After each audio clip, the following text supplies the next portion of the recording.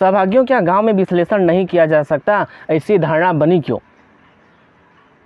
अधिकतर रिसर्च तो इंटरनेट पर किया जाता है, जो गांव में भी हो सकती है। सहभागियों, सरकार आमदनी बढ़ाने के लिए पेट्रोल, डीजल, गैस, जनरल सामान, वाहन जैसे कई वस्तुओं पर भारी टैक्स लगा दी।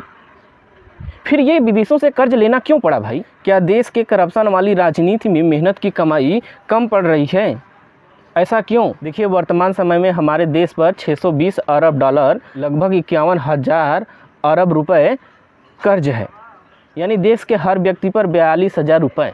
सहभागियों, आप लोग भ्रमित ना हो, ये पैसा आप लोग सीधे नहीं जमा करेंगे, सरकार ही चुकाएगी। आखिर ऐसा होता क्यों है?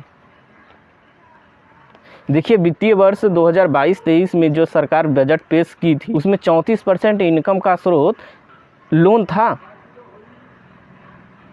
और टोटल व्यय का 20% पैसा इन कर्जों के ब्याज चुकाने में लगी है। क्योंकि बजट में इतनी डाटा पेश कर दी जाती है कि आम लोगों को समझ में ही नहीं आता।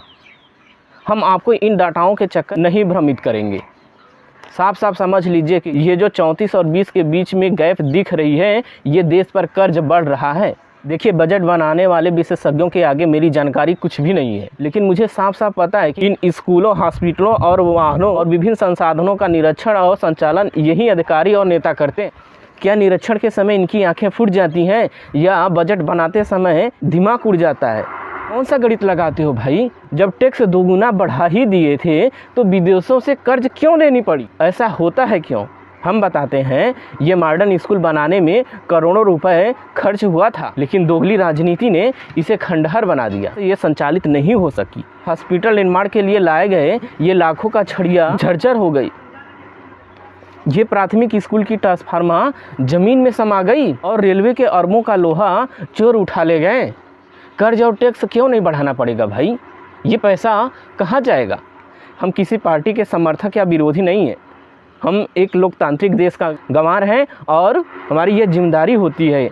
देखिए, जो 34 और 20% के बीच ये जो 14% का गैप दिख रहा है, यही कर्ज है। और देश में 10 से 15% ही योजनाएं गलत होती हैं, जिसकी वजह से देश पर कर्ज बढ़ता है और विदेशों से लोन भी लेनी पड़ती है। अब चैनल को सब्सक्राइब, शेयर करें या ना करें, पर मुझे बताएं क्या मैंने गलत विचार रखा है। धन्यवाद।